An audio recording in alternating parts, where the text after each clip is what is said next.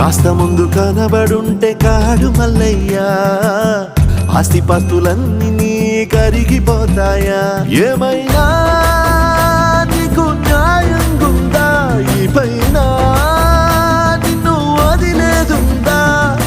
ఎట్టగెట్టనో తల తిరిగి మొగసిన పాపమంత కరిగి శివయ్యాని సిగముడిలో సిక్కుకుంటిరా.